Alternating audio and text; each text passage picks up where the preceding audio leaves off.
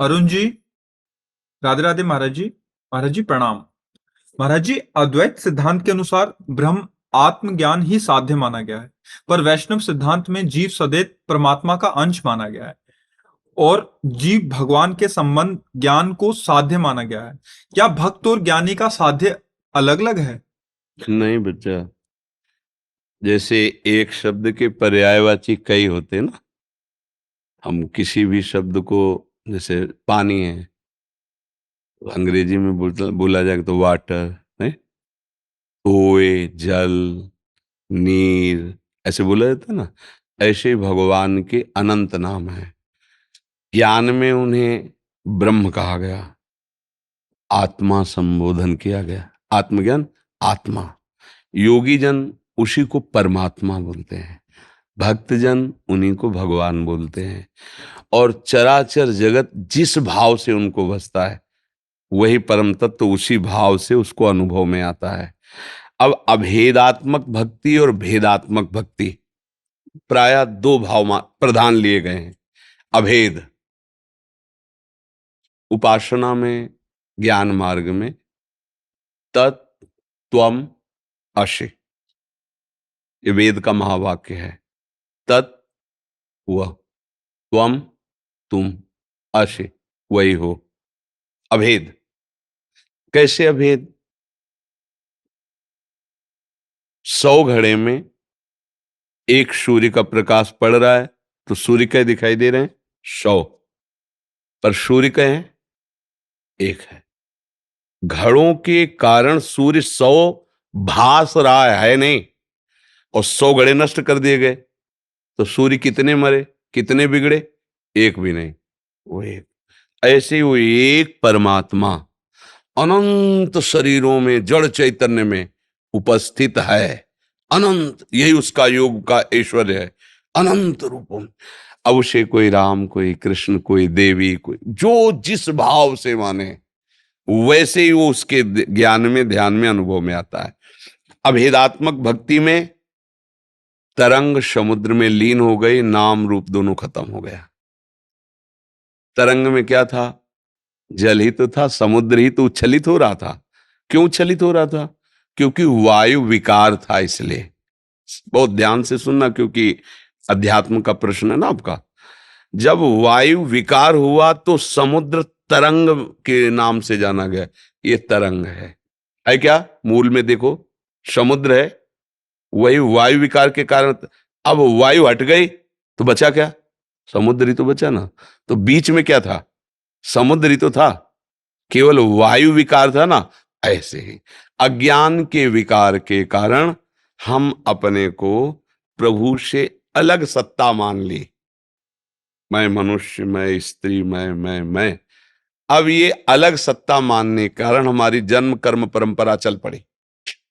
कभी दुर्गति, कभी शुभ गति, कभी अशुभ गति, इसी में भटक रहे हैं। अगर ये वायु विकार हटे, माया विकार हटे, तो बचा क्या? तो वो है कि अहम ब्रह्मास्मि, मैं ब्रह्म हूं। क्योंकि इसको लेकर थोड़ी मैं बोल रहा है, स्वरूप को लेकर। जब स्थूल शरीर, सूक्ष्म शरीर, कारण शरीर, तीनों से अज्ञान निवृत्त हुआ, तो अपने स्वरूप का जब बोध हुआ, तो क्या हुआ? ब्रह्म, मैं वही हूं। ये हुई अभेद, ये हुआ ज्ञान। समझ पाए? अब भक्ति में आते हैं, जिसे हम अंश कहते हैं भगवान का। तो एक टैंकर गंगा जल, एक लोटा गंगा जल, या एक चम्मच गंगा जल, उसे आप क्या बोलेंगे? गंगा जल। जितना अलग हिस्से में माना गया, पर है क्या वो? गंगा जल ही तो। आप ऐसा नहीं कह सकते कि एक चम्मच वाला गंगा जल नहीं है। समझ रहे ना? हम भगवान के अंश हैं। कब तक? जब तक इसको माने हुए। पात्र, चम्मच में गंगा जल, टैंकर में गंगा जल, बाल्टी में गंगा जल। अंश रूप से मानना पात्रता के अनुसार हुआ, शरीर को लेके। और जहां शरीर का भाव हटा, तो जानत तुम्हें तुम्हें होए, वो भगवत स्वरूप हो जाता है। अब भगवत स्वरूप होकर ज्ञानी जन मुक्त हो जाते हैं। और प्रेमी जन अपने आप से अपने आप की आराधना करके मगन रहते हैं। प्रभु और वो दो नहीं रह गए, दो ना रहते हुए भी दो रूपों में खेल रहे हैं, इसलिए ये और गाढ़ा रस हो जाता है। ज्ञान से भी श्रेष्ठ प्रेम है, क्योंकि ज्ञान ब्रह्मानंद में जे ही जनक जी महाराज भगवान श्री राम पर पहली दृष्टि पड़ी तो विश्वामित्र जी महामुनि ज्ञानी हैं, उनसे कह रहे हैं कि इन्हीं विलोकत अति अनुरागा बरबस ब्रह्म सुखई मन त्यागा। ये क्या हो रहा है? मेरा मन जो ब्रह्म सुख में स्थित है, ब्रह्म सुख में कौन सा मन स्थित होता है? जिसमें किसी का रूप, किसी का शब्द, किसी का स्पर्श, किसी की गंध ये प्रभाव नहीं डालती, जिस मन में वो ब्रह्म सुख में स्थित माना जाता है। पर आज रूप ने परास्त कर दिया। राम रूप को देखते ही जनक जी महाराज कह रहे, सहज विराग रूप मन मोरा। मेरा मन तो सहज वैराग्यवान है, पर लेकिन इनको ऐसे देख रहा है जैसे चंद्रमा को चकोर देखता है। बरबस ब्रह्म सुखई मन त्यागा। ये क्या हो रहा है? तो जानते हो क्या है? इन्हीं विलोकत अति अनुरागा। अनुराग माने प्रेम।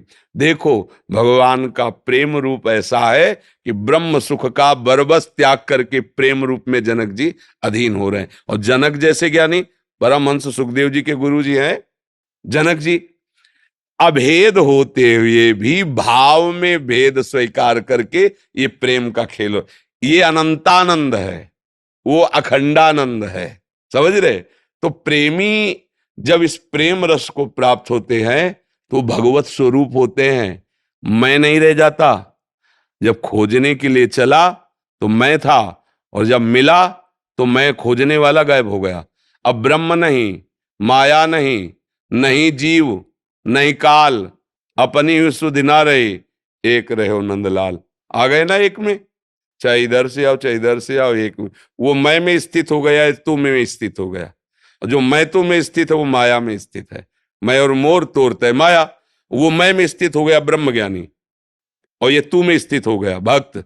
तू ही तू है, जिधर देखता हूं तेरी ही महिमा है तू। और देखते देखते देखने वाला समा गया। देखत देखत ऐसा देख, मिट गई दुविधा, रह गया एक। ये देखना भक्त का होता है। अब वहां प्रभु ही प्रभु रह गए। अगर भजन नहीं हो रहा तो हमारी बात तुम्हारे माइंड में समझ में नहीं आएगी, और अगर भजन हो रहा है तो आप समझ रहे होगे हमारी बात को।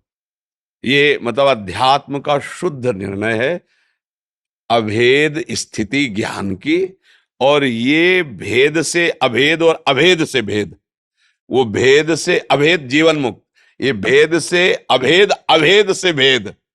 समझ गए? अभी अज्ञान का भेद नहीं है, एक ही तत्व कई रूपों में खेल रहा है अपने आप में, अपने आप से अपने आप में खेल रहा है। अब आगे बढ़ो भजन मार्ग में, तो अब इन दोनों का अनुभव करो, तब जाके जीवन मुक्त हो जाओगे, तब परमानंद में नहीं। क्योंकि ये बुद्धिगत बात नहीं बच्चा, ये स्थितिगत बात है। जब तक हृदय की स्थिति नहीं होगी तो समझ में नहीं आएगा जी।